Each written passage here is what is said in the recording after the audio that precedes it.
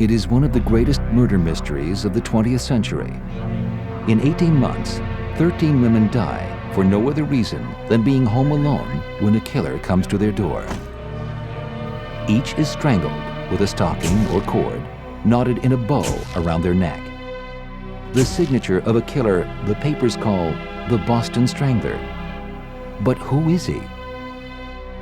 Many believe it is this man, Albert Desalvo, even though he was never arrested by police or charged by prosecutors, judged by headlines, but never a jury. Still, the reason to believe he did it, argue some, is contained in a confession that Desalvo taped in 1965. But was Desalvo's confession a hoax? If so, why did he want people to believe that he was the Boston Strangler? And why is the case still open?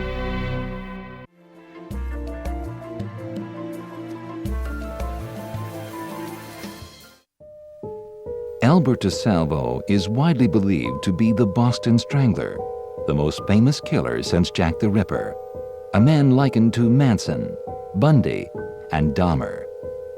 He was an extraordinary character, but basically he had a facile attitude about him. He could manipulate people. He could smile at you and you would say, this person is nonviolent, he's a nice guy. And for many people, that's the last impression they had before a silk stocking went around their neck. F. Lee Bailey has always maintained his client's guilt. Is there any doubt in your mind that Albert Desalvo is the Boston Strangler and did indeed kill 13 women in the greater Boston area? No, there's no doubt in my mind, and I doubt that there's any real doubt in the minds of any of the public officials who know enough about the case to have a legitimate opinion. And Albert Desalvo was But others, then and now, don't believe it. A generation later, the families of Albert Desalvo and one of his alleged victims want to find the truth. In the quest for power, people will do anything, including but not limited to closing the book and pretending that a crime has been solved when in fact it hasn't, and letting murderers go free.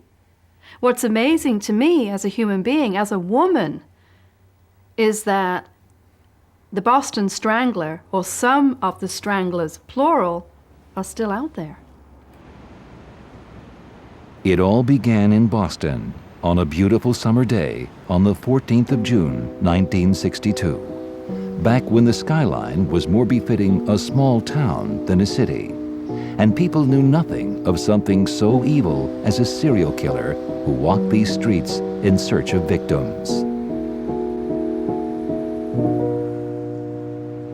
The first murder occurred near Symphony Hall on a night the orchestra played Bach.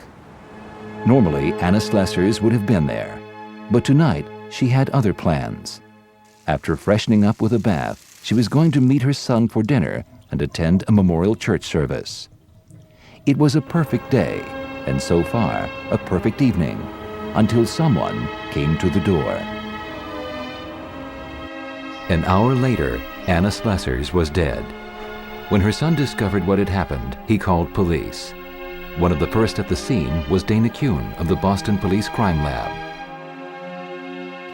I can see it today. Anna Slessers was spread-eagled on the kitchen floor right by the bathroom. The bathtub was filled to the top with water. Jim Mellon, then a 28-year-old Boston police officer, was also there. The streaks of blood from her hair went across the threshold leading to the bathroom, which indicated the fact that she was pulled out by her feet. Her bathroom cord is wrapped in a bow around her neck, but it wasn't used to kill her. An autopsy revealed she was strangled by hand. The bow is a grim decoration added afterwards. There is no sign of a struggle, no forced entry. A key question is, how did the killer get in? In Boston, spring turns to summer. The days are warm and pleasant. But after the sun goes down, Boston is a different city. In the next 4 weeks, 3 more elderly single women are strangled and sexually molested, The biggest similarity was the spreading of the legs, and the positioning of the bodies, so that when you first entered the room, that this is the site that you were hit with. That seemed prevalent in most of them. Nothing about the victims points to a motive, nor does anyone know why the strangler leaves a ligature around each woman's neck. Sometimes you couldn't see it because it was so tight around the neck. It would be kind of embedded where the skin would fold over it, and you'd only see the knot area or see an area off to the side. It was almost like a post-mortem type of injury added on. The police have little to go on. It is an era before modern scientific investigation. Cops work a beat on foot, track down leads, and ask questions. It is paper and pencil work. At the crime lab, the most expensive item is a $200 microscope. DNA testing is unheard of. The killer leaves no fingerprints or blood at the crime scene. Cops rely on instincts, tip-offs, and lucky hunches. Two of the best, John Donovan and Ed Sherry, head the case. They know murder and Boston inside and out. Eddie Sherry had the map of Ireland in his face, and he was one of the best I ever came across, the flattest feet I ever saw. He was the absolute personification of a good cop. In Boston, the press has yet to make much of the 4 murders until a young reporter named Loretta McLaughlin takes on the story. And I walked up to the city editor, Jack McLean, and said, "Hey, Jack, summertime, things are quiet. How about letting me do some work on these murders?" He said, "Oh, why?" he said. "Those women are nobodies." And I said, "But that's just it, Jack. Why would anyone go around killing 4 nobody women?" In August, McLaughlin writes a 5-part series about the murders. And the day the 5th article ran, predicting that there was a single killer, I named him the Boston Strangler, and that he would strike again, the 5th body was found. She adds a terrifying dimension to the murders by naming the killer the Boston Strangler. Though the police are not certain it's one killer, the idea puts added pressure on homicide chief John Donovan. Well, it was the roughest time I ever had in my 33 years in the police department. Work without days off or vacations and so forth. In an overall mood of fear, no one is above suspicion. Neighbors turn in neighbors. I mean, they were looking for a guy with his hair sticking straight out, with bloodshot eyes and fangs out about an inch from his mouth. This is the Boston Strangler. By December, Boston is getting ready for Christmas. No harm has come to anyone since August. It appears the killing spree is over. But Boston isn't that fortunate, and neither are the women who live here. On December 5th, the Strangler strikes again. The victim is Sophie Clark, a 20-year-old medical technician. As 1962 ends, 6 women are dead, and there's little else police know except how they got that way. Basically, we figure that he would take him into the bathroom most of the time, and then he'd grab him from behind with his arm around their neck, render him unconscious, not dead, and then do whatever he was going to do, perhaps sexually at that time and sometimes later, and then at the end, before he'd leave, he'd put the material around their neck and actually strangle them until they were dead.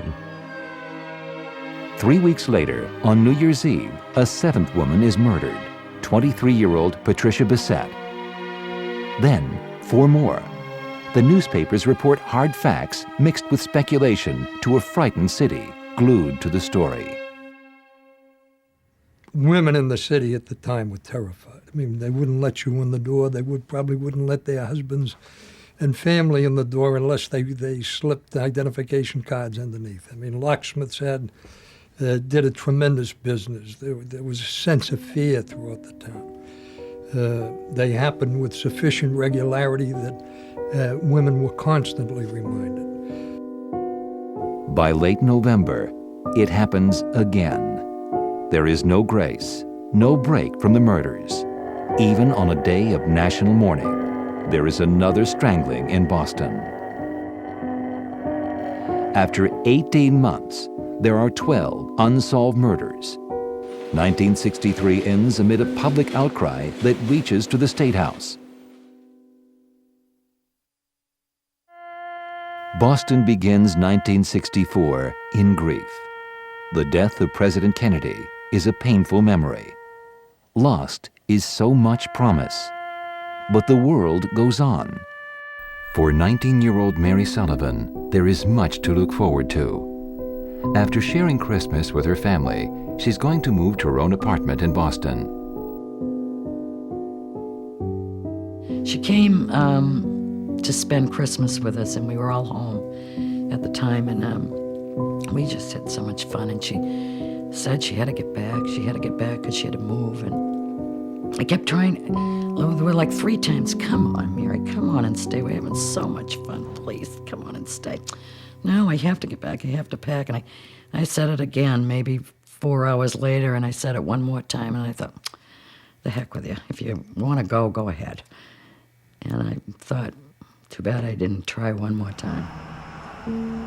At her Boston apartment, Mary unpacks and writes a letter home.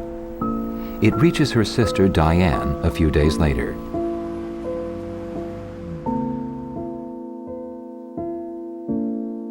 Diane is happy to read her sister's letter, but her intuition tells her something is wrong.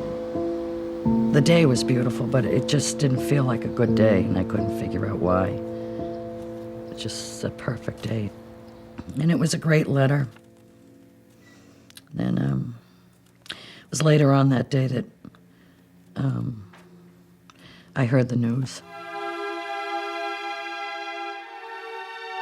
My father had gotten the phone call from the Boston Globe. Still no Boston police. And the Boston Globe asked my father, do you have a daughter, Mary Ellen Sullivan? And there were 6 of us, and during confirmation, you get to change your middle name.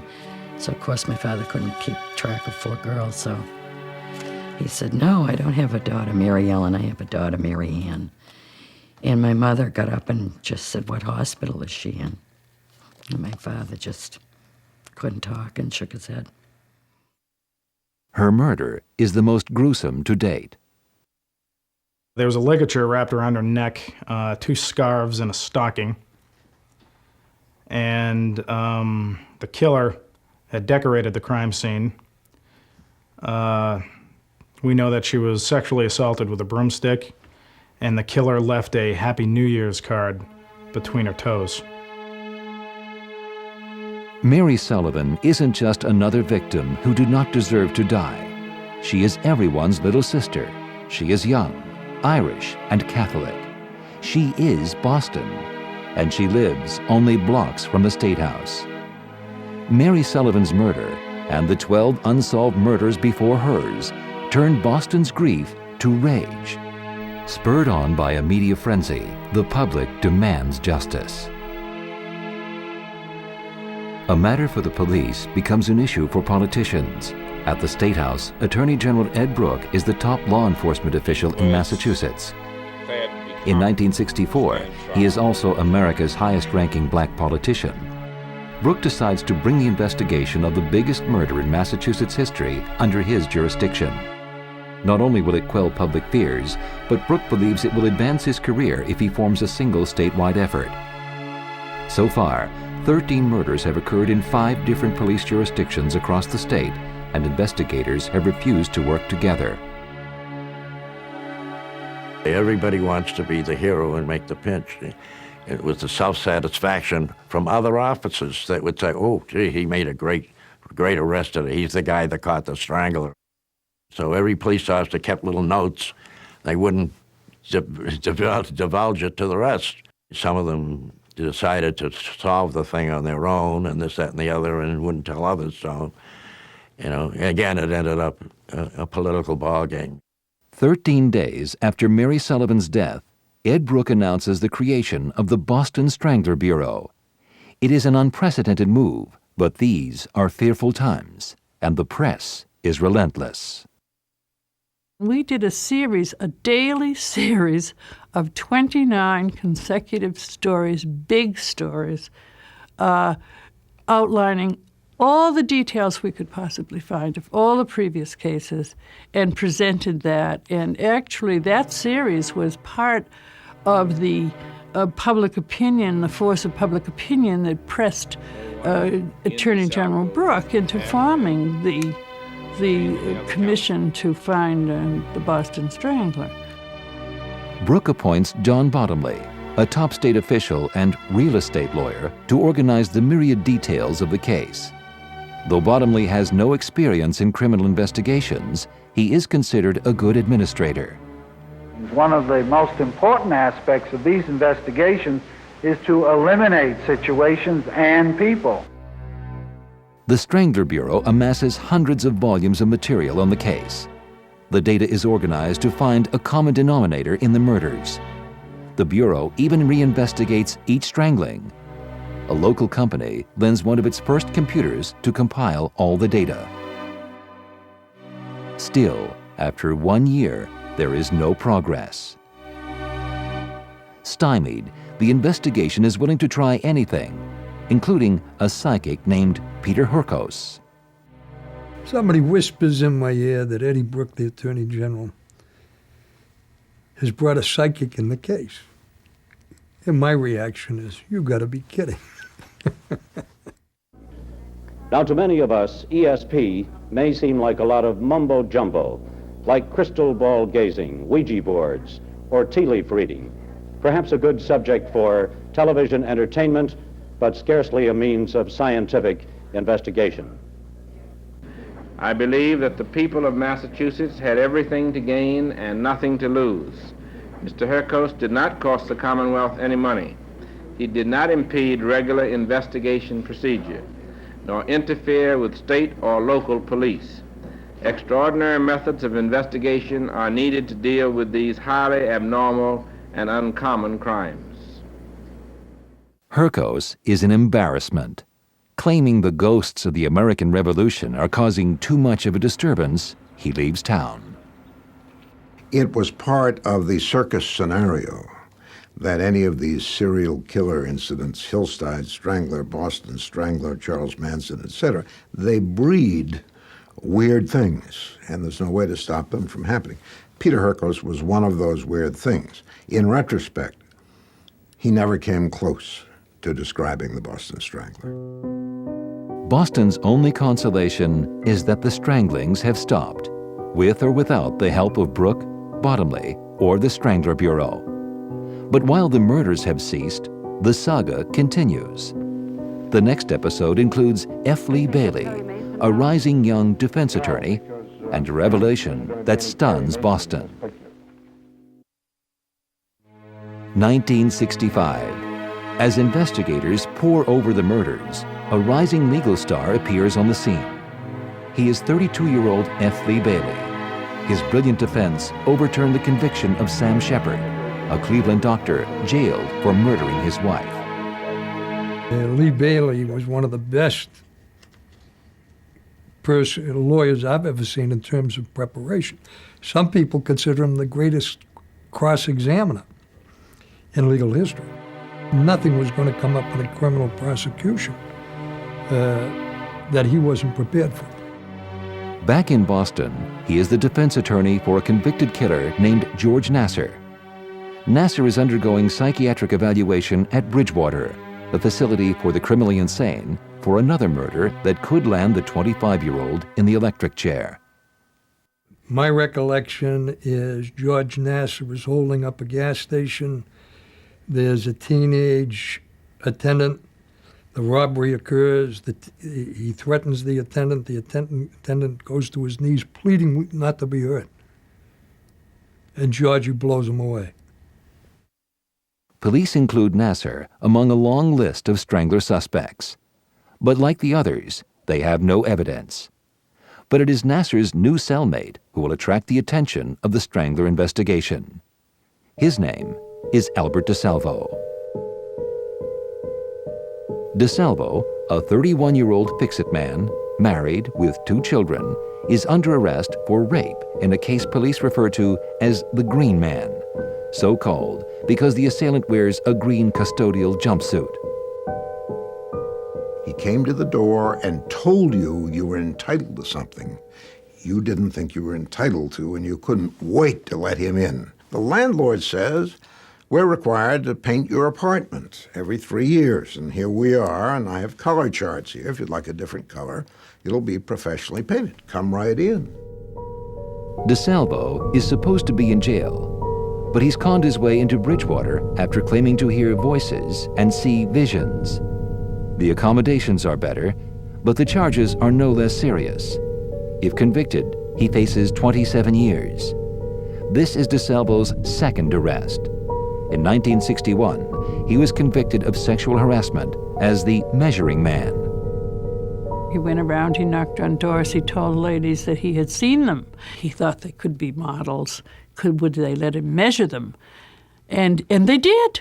$40 an hour, he told them, at a time when most people weren't making $4 an hour. At Bridgewater, Nasser introduces Bailey to Desalvo, but not to defend him. There's another reason more incredible than anyone could imagine. According to court records, Desalvo wants to write a book that says he is the Boston Strangler, and he wants Bailey to help him sell it.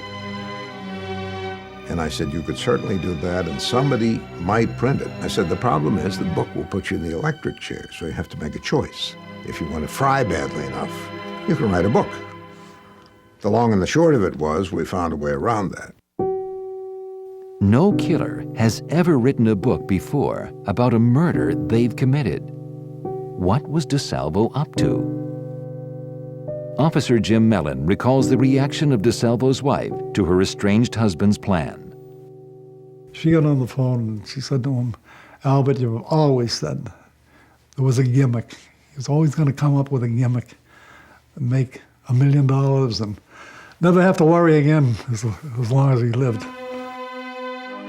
Is Desalvo's claim a hoax? And if so, is it all his idea, or does he have help?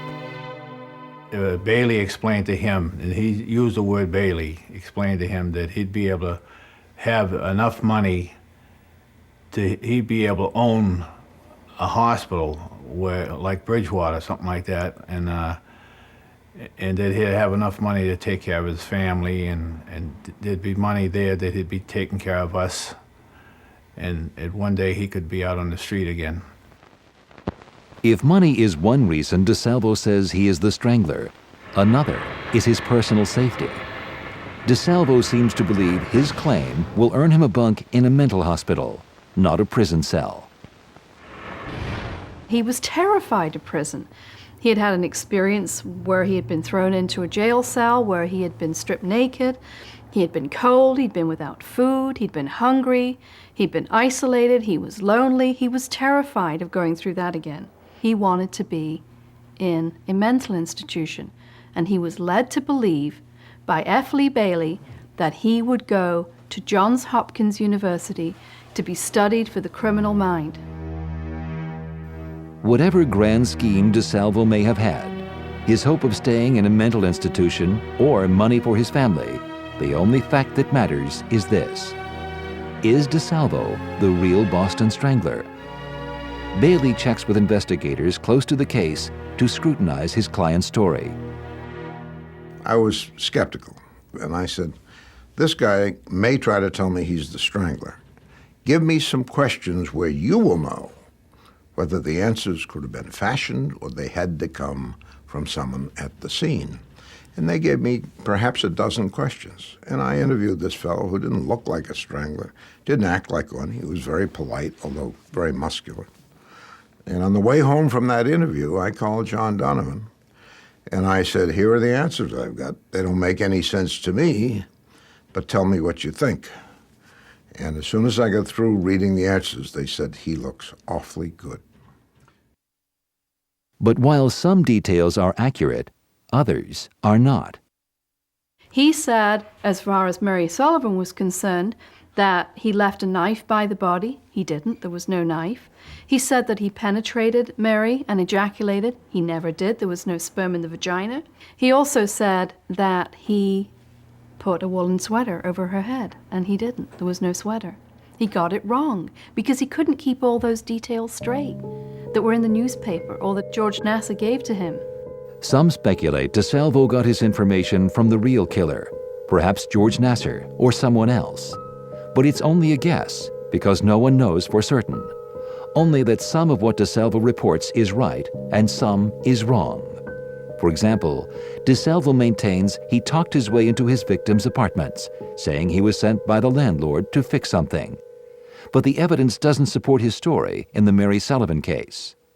She had rollers in her hair. And that's another thing. Years ago, if you had known someone was coming to visit you, you'd never be seen in rollers. You'd also never be seen in rollers just opening up the door and letting somebody in. I mean, that was a huge no-no to be seen in rollers. Or, in the case of Anna Slessors. She would never open the door for anybody. Not her. But Albert says she went to the door and she opened it. She hasn't got her dentures in. She has no underclothing on, just this robe. No way. No way. She's a classy lady. In spite of Desalvo's self-confessed claim, no physical evidence links him to the crimes, nor are there eyewitnesses. But given Desalvo's recall of the crimes, Bailey is certain his client is guilty and convinces investigators to question him to see what they think. With nothing to lose and everything to gain, investigators agree to do so. In March 1965, Bailey informs the media that he is representing a man claiming to be the Boston Strangler and that he is in custody at the Bridgewater House of Correction for the Criminally Insane. It hit the city like a thunderbolt. It hit the newsrooms like a thunderbolt. Everyone was racing pell-mell to find out everything they could possibly find out. It was just a startling development that the Boston Strangler, who hadn't strangled anyone by this time for more of a year or 2 years, was suddenly appearing alive and in custody. The state had him the whole time. Soon after, Desalvo is slated to meet the Boston Strangler Bureau. It has taken F. Lee Bailey months to convince them that he has caught the Strangler. Albert Desalvo looked like the guy that just fixed your toilet. And it was that innocuous appearance together with his easy smile that caused many to say, well, this guy couldn't be the Strangler. Indeed, law enforcement got into fistfights over it. Later on in the case, so disappointed were they that they didn't catch Albert Desalvo. I had to turn him in under conditions where they could never prosecute him for murder. So in some ways, this was an embarrassment to law enforcement. Bailey's intention of turning Desalvo into an object of criminal study begins in August 1965. As a heat wave grips the city, the 3 investigators from the Strangler Bureau arrive to question Desalvo. The interview could have ended months of speculation over the truth of Desalvo's story, but it does not. It only adds to the controversy when John Bottomley, the head of the Bureau and a real estate lawyer by training, bumps Boston police from the questioning. And I was ready, and all of a sudden John Bottomley said, before you go in, I want 2 minutes in there with him. And so we couldn't overrule him, so he went in for 2 minutes, and it was at least 2 hours when he came out again. Bottomley handles the entire interrogation alone for purely political reasons. He knew that Brooke was going to go for the United States Senate, and he was going to run for Attorney General. And he figured that if he was the only one that had the story, he'd be the one to get on the witness stand. And the publicity and everything would push him into the Attorney General's job. Bottomley questions Desalvo over several weeks for 52 hours. Afterwards, Bottomley becomes the leading advocate of Desalvo's guilt. But no one else ever questions him, and Bottomley keeps the audio tapes from the media and the public, a decision he staunchly defends. Only transcripts are released. Well, definitely not. They were not made available to any person. I must say, though, that the district attorneys of the counties in which these murders occurred were given copies of the transcript of related crimes. And also, it should be remembered that counsel for Mr. Desalvo was given a copy of the transcript, because just as much as it's the property of the Commonwealth, it's the property of Mr. Desalvo. The tapes have long since disappeared, but some familiar with the investigation say the reason why they were never made public is because they reveal Bottomley botching the questioning, going so far as to help Desalvo answer questions that tie him to the crimes. It was like a softball pitcher. Bottomley would throw the ball up, and if Albert didn't get it one way, he'd throw the ball up again, and it'd come back the third time. Say, wasn't that the way you mean it? He'd say, sure, that's what I meant. Flawed or not, Bailey makes sure that his client's confession can never be used against him. The reason? Desalvo never waived his right against self-incrimination, so whatever he says cannot be used in court. The only thing I required was you can't kill him. You can study him, you can confine him, you should confine him. I recommended he be sentenced to life imprisonment, but you can't kill him. And that's the deal. And why did they have no chance to prosecute him? Because I was calling those shots. There is still no evidence to tie Desalvo to the crimes. His confession is flawed, and his motives suspect. But what really cements Desalvo's claim to 13 murders is a book. Gerald Frank was just about to publish a book called The Boston Strangler, which became a bestseller. And he came to me and he said, "Don't tell me they've got the guy, you're ruining my book." I said, "You might want to wait a month or so." And we made a deal that Albert's family, not Albert, and his lawyer to a degree, would get 15% of the royalties that were paid to Gerald Frank. On June 17, 1966, Desalvo sells the rights to his life story. As the contract states, quote, "for violations I may have committed," end quote. The price? $15,000 and royalties.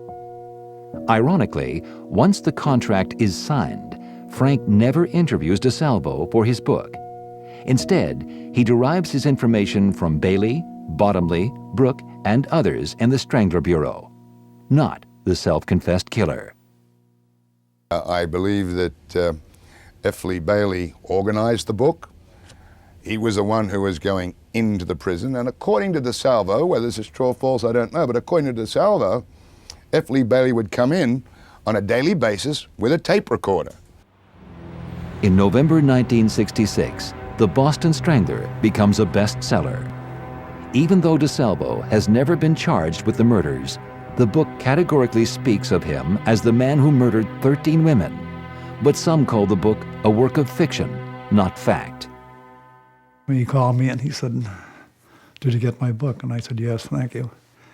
He said, "Did you read it?" I said, "Well, I'll be honest with you, Gerald. I just read Sless's, his description of what happened at Sless's." I said, "And it didn't happen that way." So I closed the book. He said, "So you don't believe it?" I said, "I never did believe him." He said, "Well, Jim, for what it's worth, you're not alone." He said, "But I want you to remember, I had a deadline to keep." 4 months after the book hits the stands, Desalvo is tried, but not as the Strangler, as the rapist of 29 women. Bailey argues the insanity defense on Desalvo's behalf, but loses. Are you disappointed in this court decision? Yes. Why?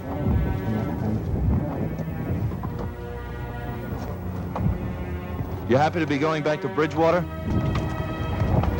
No comment. Desalvo is sentenced to 27.5 years to life at Bridgewater, a mental hospital. He may have been able to stay there, but after he escapes a month later, he is recaptured and jailed in a maximum security prison, the last thing he wanted. 6 years later, Desalvo is ready to talk again. This time, he threatens to tell what he says really happened. After 6 years in prison, nothing has gone Desalvo's way. Little or no money reaches his family, and the promise of being a crime study in a mental institution, as he had been led to believe, never happens. Now he wants to sell his autobiography to journalist Steve Dunleavy. Dunleavy is the only reporter ever to speak to Desalvo. His conclusion, after spending 33 days in a jail cell with him, is vastly different from what Bailey or Bottomley claim. In actual fact, after meeting up with Desalvo and studying him quite a bit, I was convinced that he was not the Boston Strangler. He was what he boasted to be, a cowardly, big-mouth rapist. Over the course of Dunleavy's visit, Desalvo and his longtime friend George Nasser have a falling out. By the time Dunleavy leaves, Desalvo wants to change his story, but it is too late.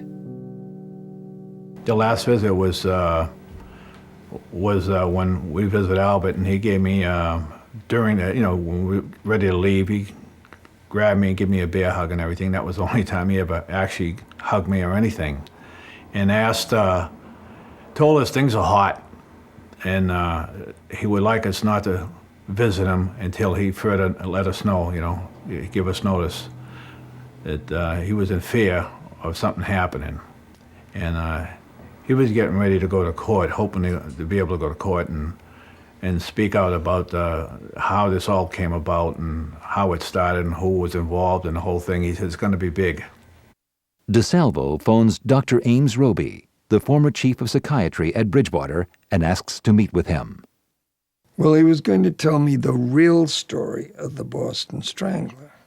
Whether this was leaked somehow or what, I don't know. But when I woke up that Monday morning to get dressed and shaved and go on down, I had the news on. And the major news item was that Albert had been killed in the middle of the night. Desalvo is murdered in his cell. No small feat in a maximum security prison. The killer or killers had to walk through 6 doors, past guards and other inmates. Yet, there are no witnesses. Desalvo is stabbed 15 times and left to bleed to death. Guards find him the next morning.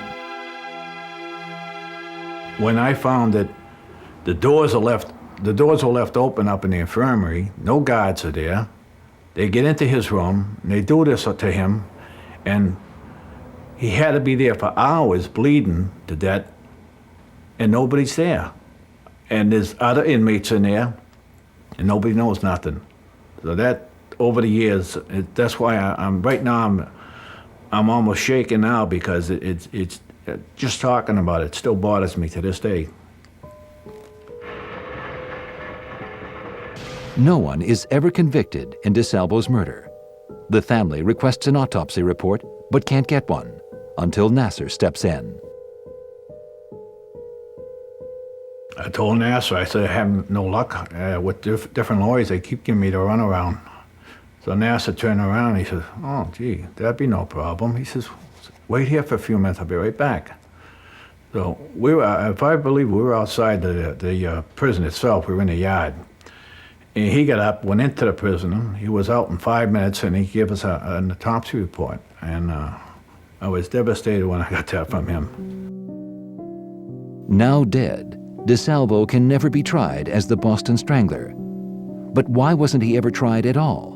And what proof is there that he was the Strangler? The physical evidence to link him to the crime was his recollection of the physical evidence, which he could only have recalled if he had been there. That's the proof against Albert Desalvo. The fact that he didn't go through a court trial is not the end of the day. The end of the day is law enforcement said, okay, there's no need to look further for the Boston Strangler. That's what two attorneys general, lots of important and able cops. The public should have confidence they would not have abandoned the search if a dangerous man might still have been out there. But some doubt that Desalvo's knowledge of some of the crimes is any proof he was the killer. I do believe that at least one murder, and I'd be willing to bet a week's pay it, was committed by another individual whom Albert met in prison. And I think that individual gave details to Albert in which would provide a foundation for Albert laying claim to the murder. The attorney for the Desalvo and Sullivan families are certain Albert Desalvo is not the real Strangler. The proof, they allege, is that prosecutors never brought him to trial. How can a man who has confessed to 13 brutal murders involving sexual violation of women never be charged? Ever. And all they needed was probable cause, which is a very, very low standard. Was a crime committed, and did this person that we're about to indict commit the crime? Do we think maybe they did it? That's all probable cause is. It's the lowest standard of proof in the judicial system. Instead of a court of law, the truth is left to the Strangler industry. A year after the best-selling book, Hollywood turned out a movie about it. The Boston Strangler, very much like Son of Sam, became an industry in Boston. As the industry flourished, you had politicians stepping up to the plate, you had cops being promoted, you had F. Lee Bailey, best ask him, but I think that would have been his first fortune that he made. Obviously, Hollywood had a bonanza. I thought it was a very, very weak movie. Desalvo sues the film company, claiming he was not portrayed accurately and that he has received no money for it. They argue in turn that they purchased Desalvo's rights from Gerald Frank. A judge agrees, and Desalvo gets nothing. Albert H. Desalvo was eager to tell the world that he was the Boston Strangler, motivated more by personal gain than conscience. In the end, he gained nothing and lost everything. Obviously, I wish he had never got himself into that thinking he was going to make things all right for help everybody else by professing to be the Strangler when in fact he wasn't. Thinking, however he was coached into it or not, to me, I know if he never had done that, he'd probably been on the street today alive. The words of Albert Desalvo are all that connect him to the unproven belief that he is the Boston Strangler. There are many out there. There are many fathers and sons out there that are Albert Desalvos at a given time. Some idea might be gotten out of what happened to me. If this will help only one, we've accomplished something. But Desalvo's words aren't good enough for his family and the families of Mary Sullivan. Now, more than 40 years later, they want the Boston police to turn over DNA evidence so they can conduct their own investigation. The police have refused. The unlikely reason? The cases of Mary Sullivan and other victims of the Boston Strangler are still open because no one was ever brought to trial. We're just small people in this big city of Boston, in all these government buildings, with all these government people. To me, they're not doing the job. I don't want to be told that. Just open the case up. Who killed her? At the end of 2001, the families had the bodies of Mary Sullivan and Albert Desalvo exhumed. After conducting their own tests, experts found that the only foreign DNA on Mary's body was not Albert's. It is yet another indication that Desalvo may not be the real Boston Strangler.